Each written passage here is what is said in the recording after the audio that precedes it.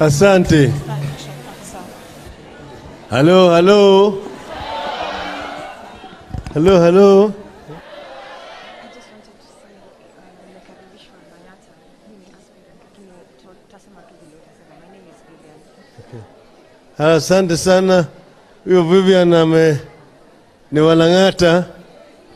Ameniambia mimi yeye ni candidate Lang'ata. Hello, hello. Hello, hello. Warembo mpo? Asanteni sana.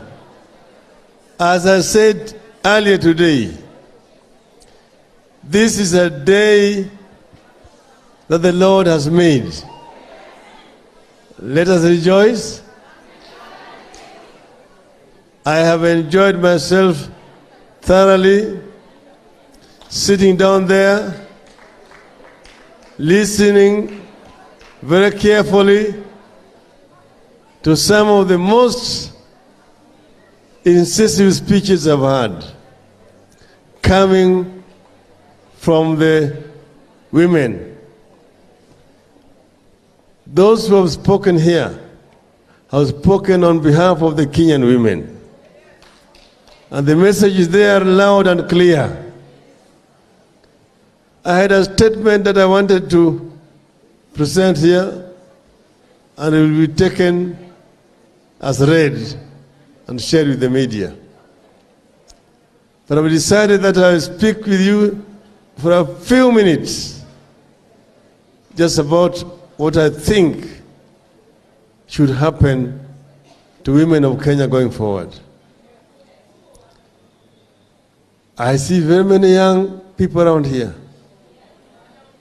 And I always say that the youth is a transient status. The difference between the youth and the old is very simple. It's only one. That the old have at one time been youth, but the youth have never been old. So the old know what it means to be a youth. The youth don't know what it means to be old. But otherwise, we have a duty to the youth of our country and to the women of Kenya. I was around during the struggle for independence of this country. And I know the role that the women of this country played in the struggle to liberate this country from British colonialism. Recently, I went to visit Mama Mukami Kimathi, the wife of Dedan Kimathi. And I found her ailing, saying the kind of beating they received when they were at Kamiti prison are telling now on her in old age. But one of her partners in Kamiti prison was Mama Ngina Kenyatta. Her husband was detained and she was also imprisoned at Kamiti prison. And there are very many women who played a very heroic role for the liberation of our country. Post-independence, many women have played a very strong role in this country. Some of you may remember Wangari Maathai, standing as a lone voice, warning us about climate change and protection of our environment. She being pushed around, arrested by the police as she was trying to protect Uhuru Park. And several other women with whom who are with us in the trenches. Charity is one of them. Martha Karua is another one. Martha Koome, the now Chief Justice, is another one. And Betty Tate, who spoke to you here, is another one. The women who were in the forefront in those days. Some of you may remember the mothers of political prisoners. Their sons were in detention. And these women decided to protest and come and sit at Freedom Corner in Uhuru Park. And one day when the police moved there to go and beat them up and disperse them, they basically removed all their dresses and they were naked in front of the policemen. The policemen ran away. But now, therefore, the Kenyan women deserve their rightful place in our society.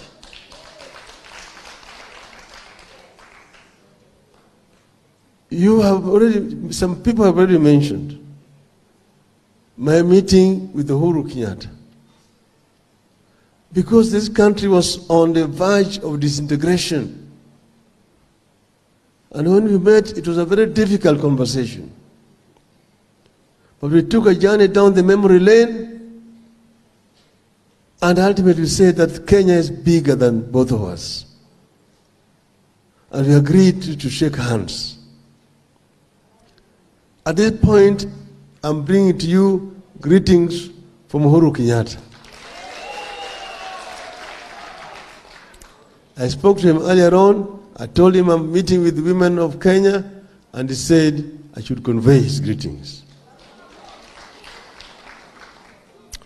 So he said, our country deserves better.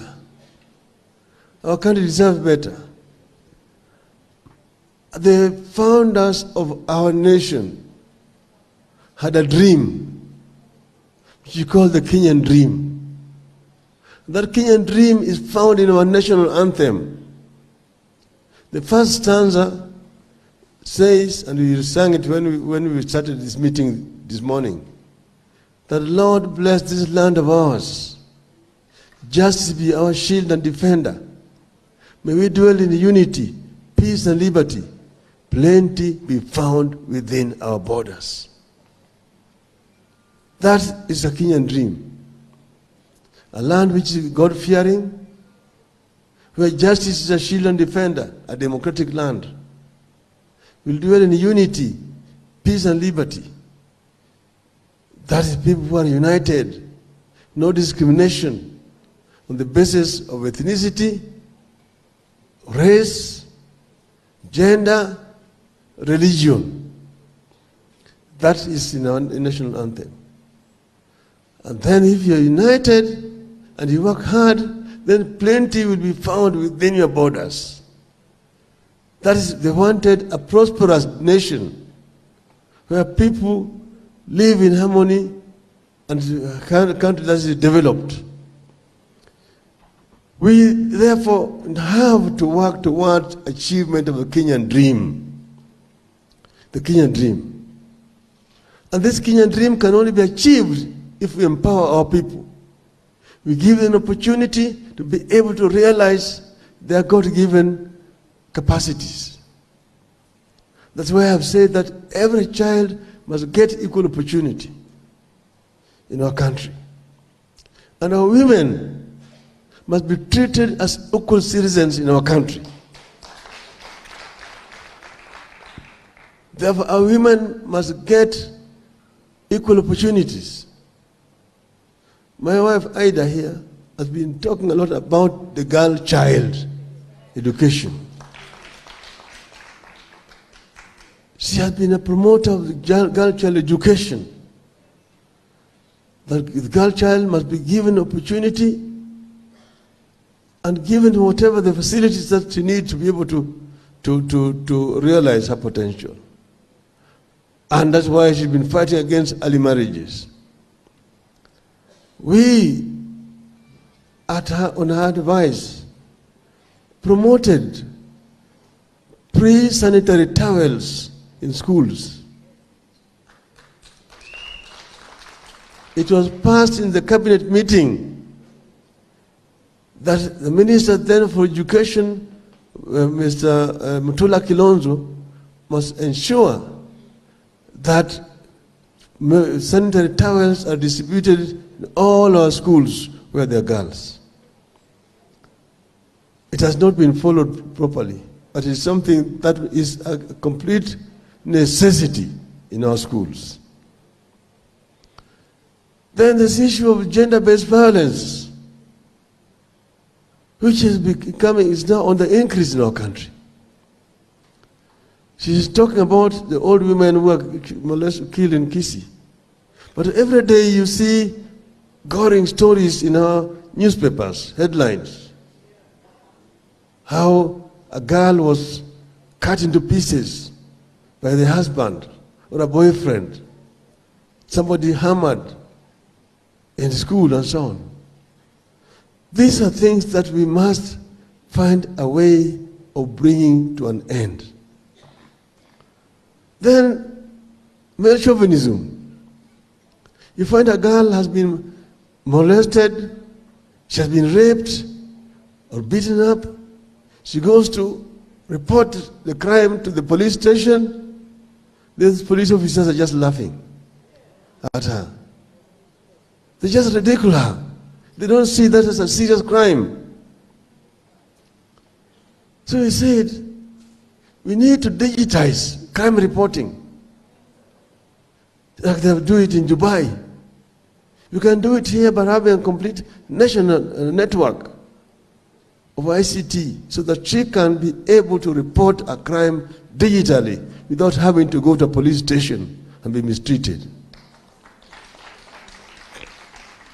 But those police officers who treat women like second-class citizens do not deserve to be in a police force.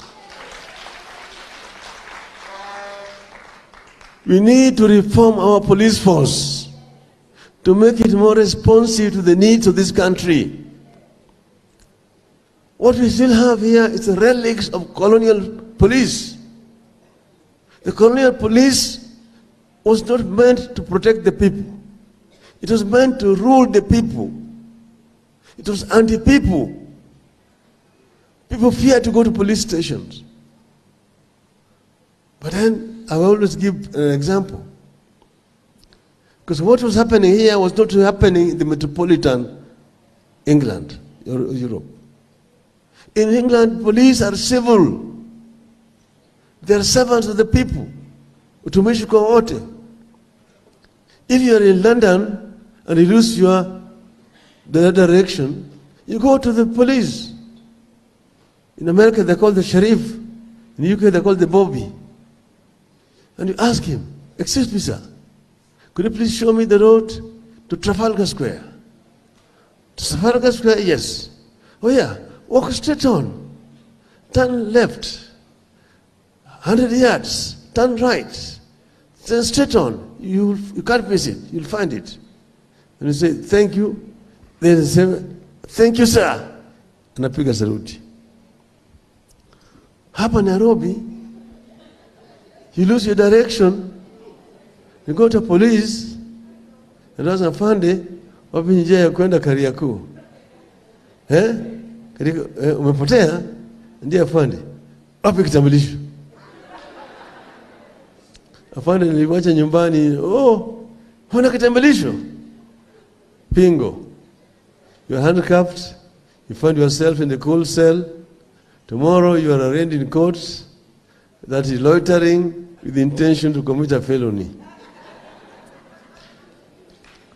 So we must change and reform our police force to make it a truly people's police. This is something that is very important. And then the issue of ownership of property. You must also discard the old practices. That once you are married, you own everything together. And if there is supposed to be any separation, which you say, God forbid, then the woman must be entitled to part of the property. And women must also be allowed to own land, just like men.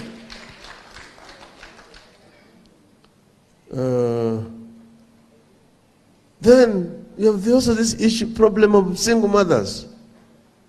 There are very many single mothers in our country today. Very many single mothers who really suffer because they are the sole bread earner for the family. They're looking after these children alone.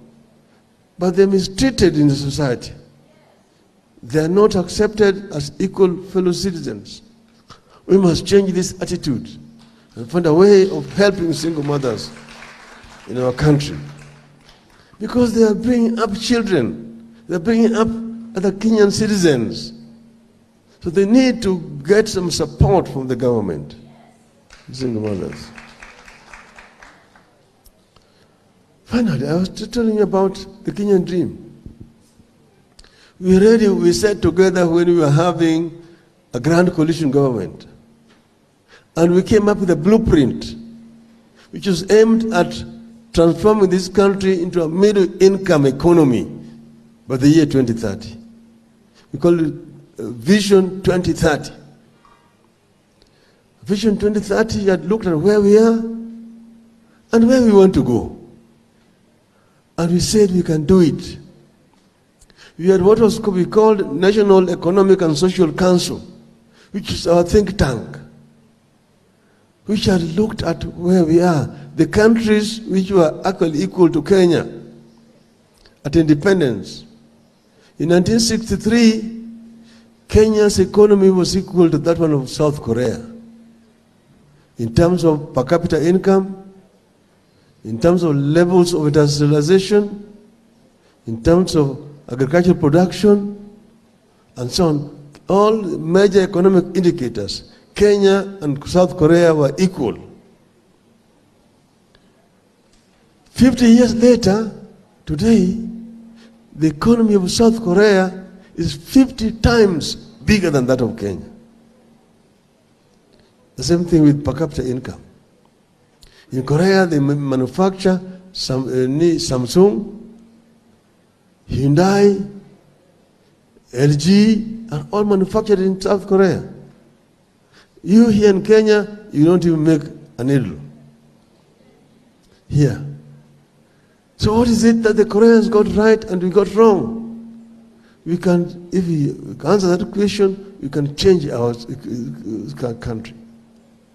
We agreed that we will deal with food security, agriculture. We will make agriculture a rewarding business for our people. Smart agriculture. And the government will get involved to empower. Second, we talk about industrialization. So we talked about industrialization here. Industrialization is a must because industries will provide meaningful jobs for our youth. I started in an industrial area. That's where I went and started a manufacturing factory when I was still teaching at the University of Nairobi. I managed to get loan thereafter from the Kenya government, ICDC, through Kenya Industrial Estates. And so I know the whole industrial area in Nairobi. I will tell you this company used to do this and that. This and that. Now it is a distressing sight if you go to industrial area today. Companies which used to employ 500 people, 1,000 people are closed. They are now warehouses storing containers coming from China. So you have exported our labor to China. We are bringing things from China. We are also bringing mitumba from outside the country. We have killed our textile industry through this. Other companies have relocated to Egypt or to South Africa. Why? The cost of energy is too high in Kenya. 14 cents per unit in Kenya, when it is only 4 cents in Egypt.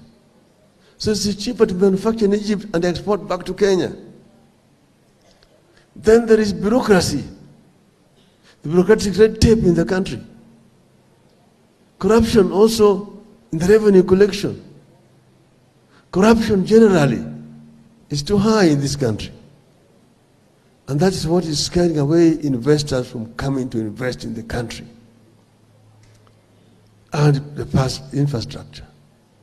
So we must address this animal called corruption, bureaucracy, and so on, head on.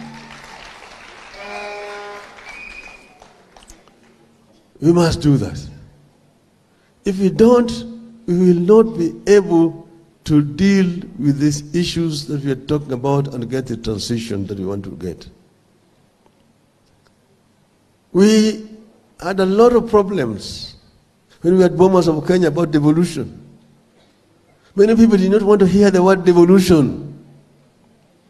That's why the bombers draft was eventually discarded.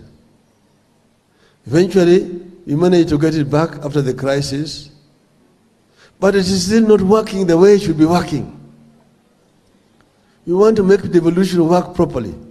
Devolution is the answer to our problems down in rural areas. In BBI, we proposed to take more resources down to the devolved units. Of course, it's supposed. 35% is not a very difficult thing to do. There are a lot of functions which are being held at the national level here, which should be devolved together with the funding down there. And if the devolved units get proper funding, life will change in our rural areas, and our economy will grow much faster. So we will deal with devolution and ensure that devolution works properly. I want to talk about, just briefly as I conclude, the social protection fund that I'm talking about. Because I've said already, we want to create more employment for our people. We'll create employment for our women in agriculture, in industries, in trade. Our women will be able to access capital and be able to do proper businesses and meaningful businesses, not just issues of carrying wheelbarrows.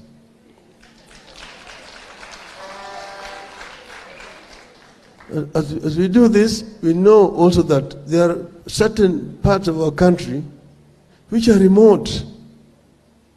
Pastoralists suffer seriously when there is drought. Animals begin to die, and therefore they have nothing in terms of source of livelihood. Then also farmers, when the rains disappear, the crops dry, and then therefore they have nothing. So those also require, that's what we call the rural poor. In the urban areas, you've got urban poor. Those who are unemployed, those whose businesses have collapsed, those whose company they were working for have collapsed. Therefore, they become completely unemployed. No income to even pay rent in the houses, let alone buying food for the children. So these are the urban poor and the rural poor. So we said, we are going to introduce a social protection fund in our country.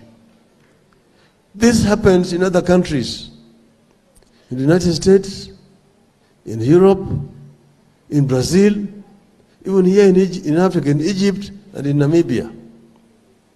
So we will introduce a social protection fund in this country. And this is not something that I've just picked from the air. We have sat down with experts. We have gone through these figures. The figures I'm talking about are not just handpicked from somewhere. It's as a result of serious study and consultations. That's what I have said. We will introduce a social protection fund so that each and every family where there is not a single person with any income will receive 6,000 shillings per month from the government.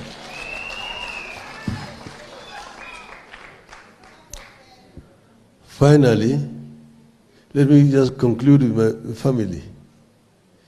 You saw my two daughters, Rosemary and Winnie. I've called them both my mothers. Rosie was born when my mother was alive. And when she was born, Aida wanted to name her mother. And I also wanted to name her my mother.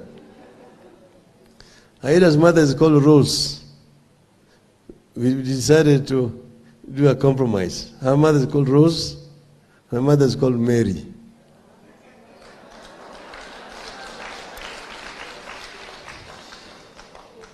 So you compromise.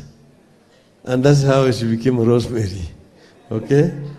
So Aida called her mama and I also called her mama.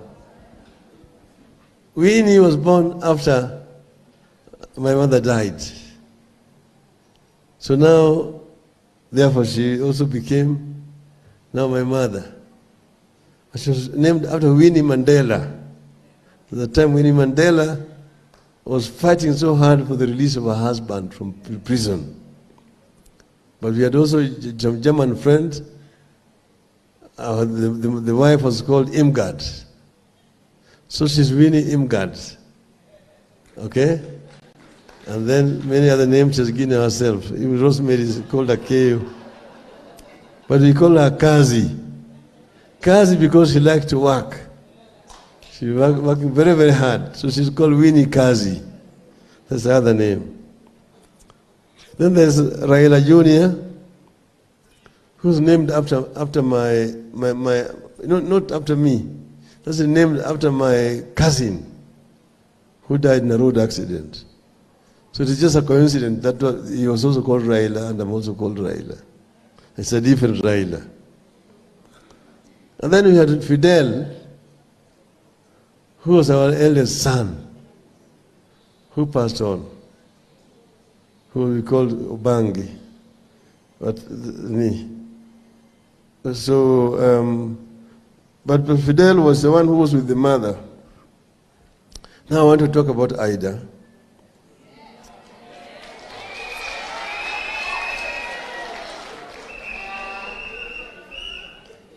Because you don't know that you will not be able to stand if you don't have somebody who is strong around you. Because sometimes they say when you are there in the pulpit, you're holding the Bible, and for better and for worse, in poverty and in wealth, and so on. But it's very easy to say up there. But when the test actually comes, very few people pass that test. But Aida is a very strong person, strong personality. And she's gone through hell herself. Me, they can say I was a troublemaker. But she has seen a lot of flack. There's a time when I was sick in prison, and they had given me some wrong medicines, so I was feeling very bad. I was feeling a lot of pain in my head, and I was being detained in Manyani, there in Sisavo there. And when the train was passing, they would hear the train making a lot of noise. You just hear the pain in the middle of my head. I could hardly sleep. So I kept on telling these guys that I was sick. They were saying that I was pretending. So I decided to go on hunger strike. And when I went on hunger strike, then they came, now, the security officers, to read the Riot Act to me.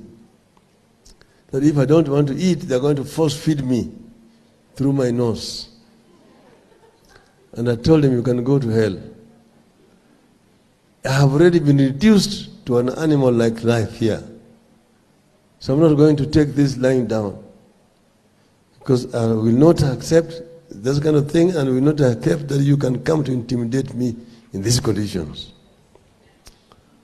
So at night I would shout very loud because I was in solitary confinement. alone in that block. But I would shout very loud so that other prisoners could hear me.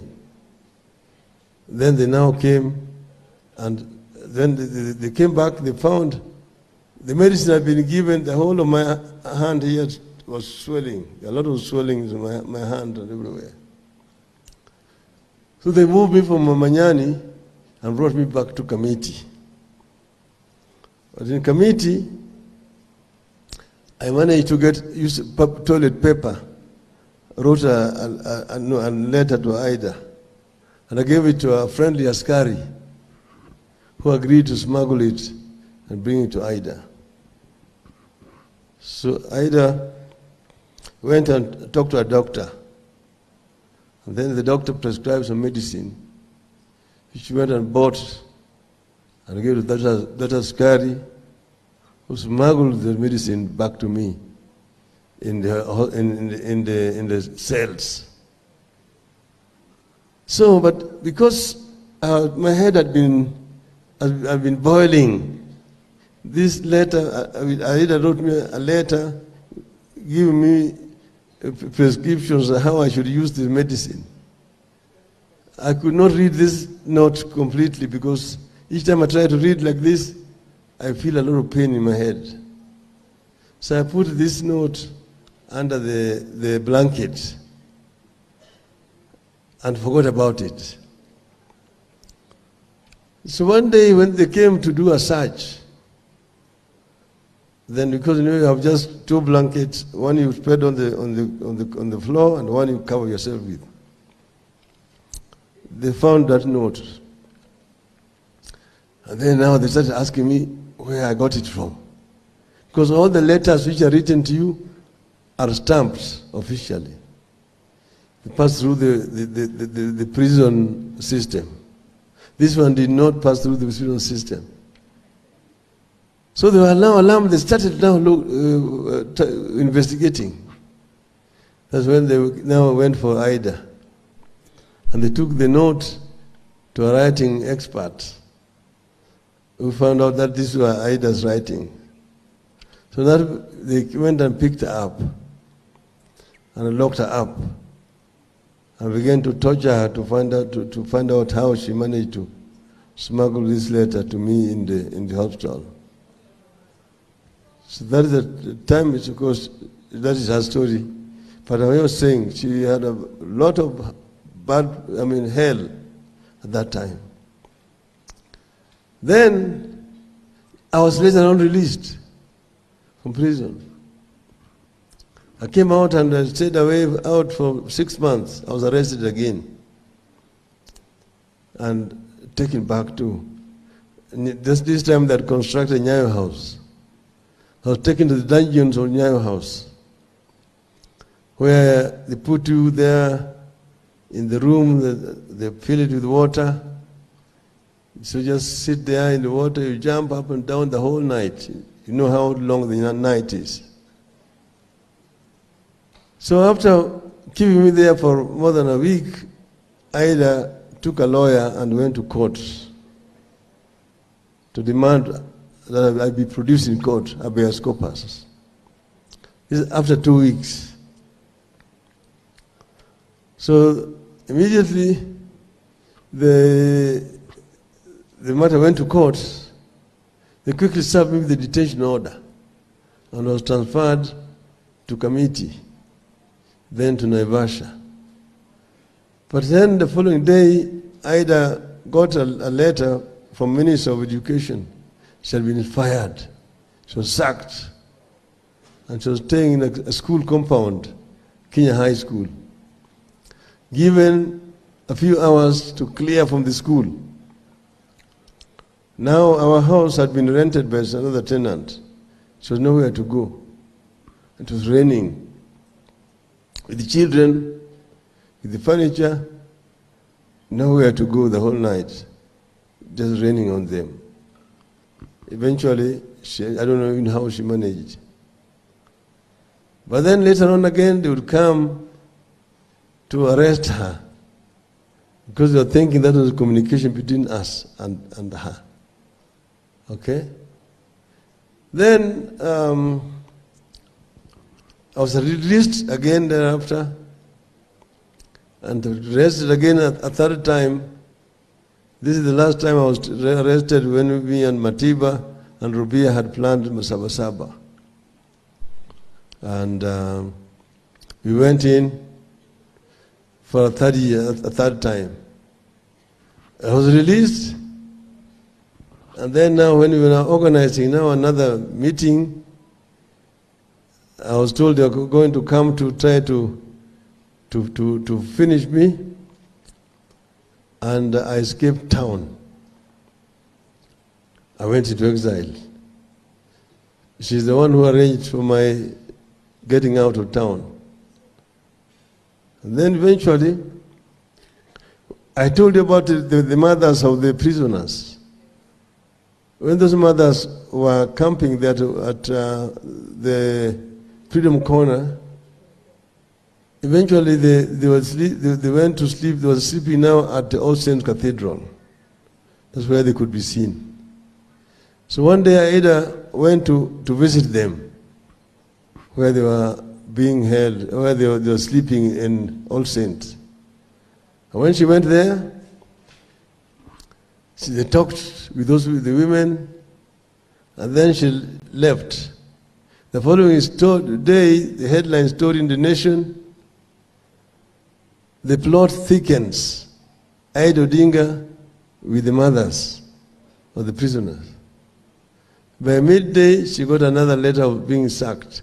But that other time when she was sacked from Kenya High, later on, because of the protest, she had been brought back and she was working at the ministry headquarters.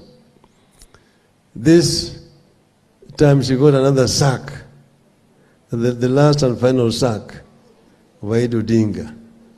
Okay? So I just want to tell you that Aida is a very strong pillar in support of me. Without her, I would not have been able to make it. Thank you, darling.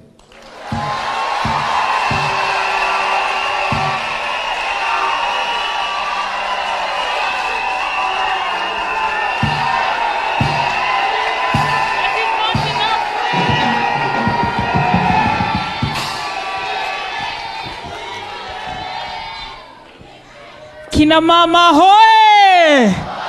Kina mama hoye! In whose hands are we safe? In whose hands are we safe? In whose hands are we safe? As many as are of this opinion say aye.